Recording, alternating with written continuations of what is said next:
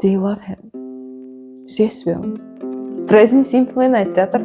Өйткені біз біреуді ылғи да сүйеміз. Біз біреуді ылғи да жақсы көреміз. Ол біздің тұрмыс тіршілігіміз сияқты. Present simple. Pardon me? Ғафу етіңіз. Не деп жатырсыз? Дұрыс естідім ба? Деп жатыр, иә, Rose. Pardon me деп қазіргі заманда көп айта бермейді. Қазір біз көбінесе excuse me деп айтушы едік. Ғафу етіңіз. Do you love him? Сүйесіз бе деп Джек қайттан айтады. Оған Rose: өте дөрекі болып тұрсыз. Ондай сұрақ қоймауыңыз керек дейді. You're being very rude.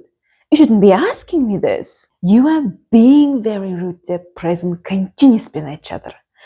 Өйткені ылғи да сондай дөрекі адам емес. Дәл қазір осы сәтте осы қылығы дөрекі болып тұр деген сөз. Егер де біз жай түбемен you are rude десек, ол жалпы мағынада сіз дөрекісіз деген сөз. Сіз ылғи да сондай адамсыз. Ал егер де негізі адам ондай болмаса, бірақ қазіргі қылығы сондай болып тұрса, you are being very rude деп айтамыз. Present continuous пен being деп. You shouldn't be asking me this. Ондай сұрақ қоймауыңыз керек дейді. Should do something деген бір нәрсе жасауыңыз керек деген сөз. Бір нәрсе жасауымыз керек. Must do'дан кішкене басқаша. Must деген ол міндетті түрде жасауыңыз керек деген сөз. Ал should деген оған қарағанда жұмсағырақ. Should do something, солай жасасаң жақсы болушы еді, солай жасасақ жақсы болушы еді. Ол менің сондай ойым, солай пікірімді білдіріп жатырмын. Жақсы болушы еді, сөйтіп жасасақ деген сөз. Сонда you shouldn't be asking me this деген ол, сіз ондай сұрақ қоймауыңыз керек. Олай жасамауыңыз керек деп жатыр. Және байқасаңыздар, you shouldn't ask this деп жатқан жоқ. You shouldn't ask me this деп жатқан жоқ. Simple қылып. Жалпы мағынада ондай сұрақ қоймауыңыз керек. Ешқашан деп тұрған жоқ. You shouldn't be asking me this деп жатыр. Continuous пен to be тұр және verb ing болды.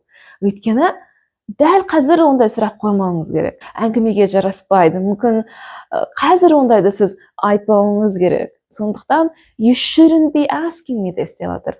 Оңай сұрақ қой. Жігітті сүйесіз бе, сүймейсіз бе дейді Джек. Oh, it's a simple question. Do you love the guy or not? It's a simple question. Simple, оңай, жай. It's a simple question. Жай сұрақ, оңай сұрақ. Do you love the guy or not? Сүйесіз бе жігітті, сүймейсіз бе? Or not деп болымсыз сұрақ қоя салды. Do you love the guy or not? Сүйесіз бе, сүймейсіз бе? Әлде жоқ па дейді. Guy деген ол, жігіт деген сөзді білдіріп тұр. Бұл әңгіме жарамайды. This is not a suitable conversation дейді, иә? Suit деген ол жарасу, жарау деген сөз. Suitable, жарайтын, жарасатын. This is not a suitable. Бұл жарамайтын, жараспайтын conversation, әңгіме. Сұраққа неге жауап бермеске дейді. Why can't you just answer the question? Why can't you деп дереу болымсыз қылып сұрақ қойып жатыр. Why can't you? Неге олай жасай алмайсыз? Why can't you just жай ғана answer the question? Answer жауап беру, the question сұраққа. Why can't you just answer the question? Мына мыйға қонбайды. This is absurd дейді. Absurd. Мыйға қонбайтын жайт, мыйға қонбайтын дүние. Сынесін болып тұр, сипаттап. Мені жөнді танымайсыз, мен сізді білмеймін. You don't know me, and I don't know you, дейді. Know деген ол білу, know someone, біреуді тану, білу. You don't know me, мені білмейсіз, дұрыс танымайсыз. And I don't know you, дейді. Және сізді білмеймін, дейді. And we're not having this conversation. Біз әңгімені жалғастырмаймыз, дейді. We are not having this conversation деп present continuous пен айтып жатыр, иә? Біз дәл қазір әңгімені жалғастырып жатқан жоқпыз деген сөз емес. Present continuous'ты біз тек қана осы дәл қазір болып жатқан дүниені айтқан кезде емес, болашақ жайлы сөйлегенде де қолданамыз деп айтып кеткем осыған дейін сабақта.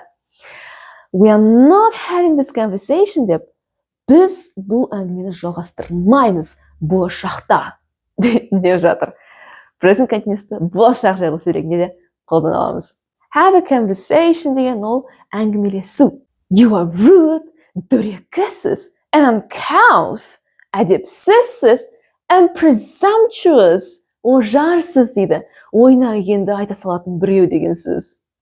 And I'm leaving now. Және мен кетіп бара жатырмын, мен кеттім дейді. Leave, кету. Now, дәл қазір. I'm leaving now. Jack, Dawson мырза, қуаныштымын дейді. Jack, Mr. Dawson, it's been a pleasure. Танысқаныма қуаныштымын, білгеніме қуаныштымын, осылай сөйлескенімізге қуаныштымын дейді. Pleasure. Present perfect айтып жатыр, өйткені бағанадан бері осы уақытқа дейін қуаныштымын осылай сөйлесіп жатқанымызға, танығаныма, білгеніме дейді, иә? Әдепті болып, Rose. Алғысымды білдірем деп келгенем, жаңа білдірдім. I sought you out to thank you, and now I have thanked you дейді. Seek someone out деген ол біреуді іздеп табу. Жай ғана іздеу емес, жай ғана табу емес. Seek out, іздеп табу. I sought you out, іздеп таптым дейді, өткен шақта. Sought you out. To thank you, алғысымды білдіру үшін. And now I have thanked you. Жаңа білдірдім дейді, иә? Present perfect simple мен айтып жатыр. Өйткені жаңа, әлдеқашан білдіріп қойдым дейді. Әрі мені жәбірледіңіз дейді. And you've insulted me. Insult someone деген ол біреуді жәбірлеу, біреуге ауыр тиетін, ренжітетін сөздерді айту. And you've insulted me. Present perfect simple өйткені сол жаңа болған жайт. Енді сол керек дейді. Well, you've deserved it. Deserve something деген ол бір нәрсеге лайықты болу деген сөз. You deserved it деген сіз соған лайықтысыз деген сөз. Өзіңізге сол керек дейді Rose. Yeah, right. Yeah, right дейді. Right деген ол негізі оң деген сөз. Оң, дұрыс, оңды деген сөз. Дұрыс, yeah, солай деп жатыр. I thought you were leaving. Кетіп башқан едіңіз ғой дейді Jack. I thought, I think дегеннің өткен шағы, сөйтіп ойлағам. You were leaving. Past continuous'та болып тұр. Өйткені ол сол іс-әрекеттің арасында болды. Кетіп бара жату іс-әрекет арасында болды. I thought you were leaving. I am. Солай дейді. I am leaving деген present continuous'ты осылай қысқартып, көмекшісін ғана қолданып, yeah, солай деп айта салды қысқа. You are so annoying дейді. Мә, жынға тиеді екенсіз. Annoy someone деген ол біреудің жынына тию. To be annoying деген ол жынға тиетін біреу болу деген сөз. You are so annoying. Сондай деп күшейтіп тұр. Wait, I don't have to leave дейді. Тоқта, кетуім керек емес дейді. Wait деп бері қарайда айтып тұр. Тоқта. Сондықтан ешқандай жалғау жоқ, артық ештеңе жоқ. I don't have to leave. Кетуім керек емес дейді. Have to do something деген ол бір нәрсені жасауым керек деген сөз. Мысалы, I have to go. Кетуім керек. I have to sleep. Ұйықтауым керек. I have to read. I have to study. I don't have to leave дейді.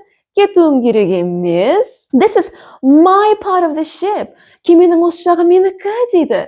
This is мынау my part жағы, бөлшегі. This is my part of the ship. Кеменің деп тұр, of деген ол. Тәуелдік әш жалғауын біз көбінесе адамдарға қолданамыз. Мысалы, my sisters, сіңілімнің, my friends, досымның. Ал заттарға біз көбінесе of деген жалғауды қолданамыз. Of the ship, кеменің. This is my part of the ship дейді. You leave. Сіз кетіңіз дейді. Бұйрық қайда айтып жатыр. Мә, well. Ойпырмай, мә саған. Now who's being rude дейді. Енді кім? Дөрекі болып тұрған дейді. Jack. Ол да being деп айтып жатыр present continuous пен, өйткені дәл қазір осы сәтте осы қылғы дөрекі болып тұр дейді. Now who's being rude? Who is being rude деп сұрап жатыр. Мына жердегі is, who's деп қысқарып қалды. If you like the video, if you've enjoyed it, like this video, дүппіл жіберіңіздер, пікір жазып жіберіңіздер. осы сөздерді, сөз тіркестерін қолданып мүмкін сөйлем жазып көресіз, бір-бірлеріңізге сұрақ қойыңыздар. Ал ағылшынша тез сөйлеп кетем десеңіз, менің оқушым болыңыз. Ағылшын тілін өте қызықты, түсінікті үйретіп, ағылшынша сөйлетемін. See you in the next video.